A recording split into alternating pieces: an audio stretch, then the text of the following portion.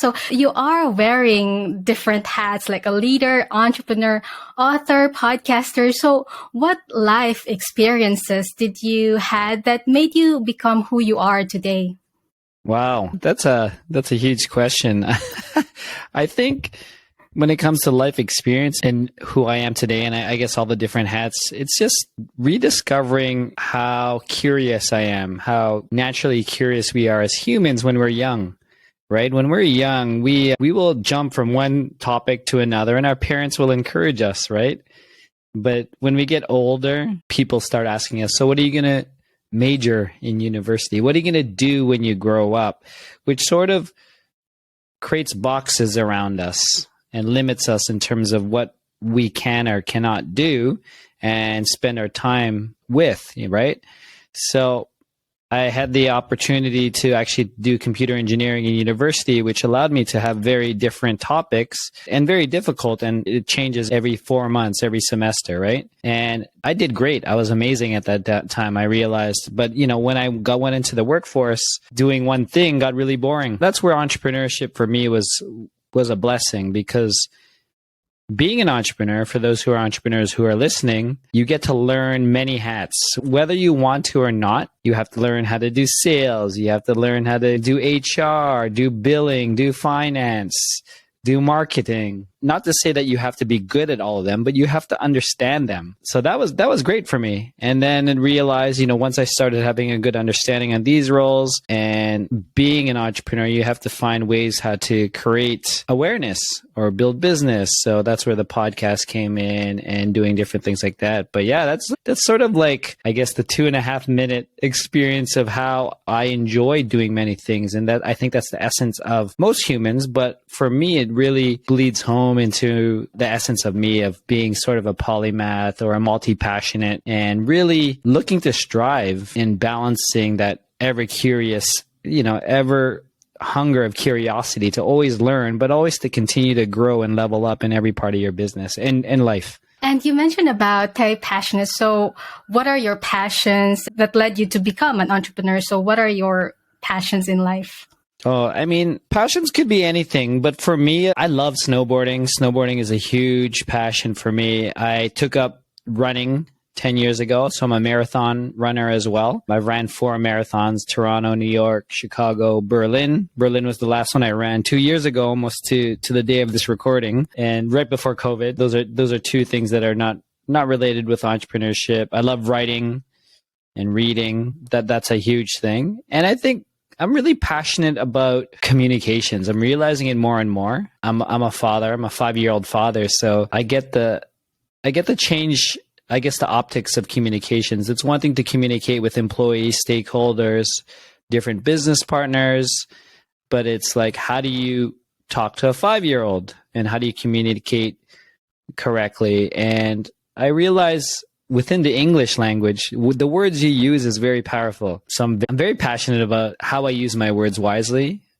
how I listen, and how I communicate, not only with my daughter, with my wife for sure, right? Because this is my life partner, and we're going through this experience of marriage together and raising a child and doing those things. And I just find communications is, you could never say I'm an expert in communications.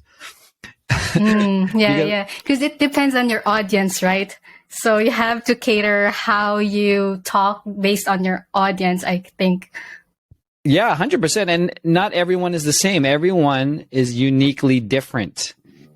So you can't assume these people, even though you, let's say, are selling to the same type of person or communicating to the same audience, quote unquote audience, if you're listening, and it's still landing. Your message is still landing differently on the person who's receiving it, right? Depending on their experience, what they're going through presently, or what they're hoping to do in the future, right? So it's a little audacious for us to think that as good marketers or good communicators, that we really think that, it's landing evenly with everyone in the audience. It's humbling too, right? To even think about that, right? Because you have to realize, if only one person, and I get it now, Glee, if only one person in an audience of 1,000 gets it, then I think that's a hit.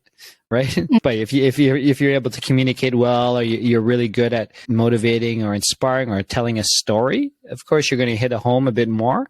But it's still each person who acknowledges what you shared, they might have acknowledged one part of your story still, right? So it's very interesting. You don't know what connected with them.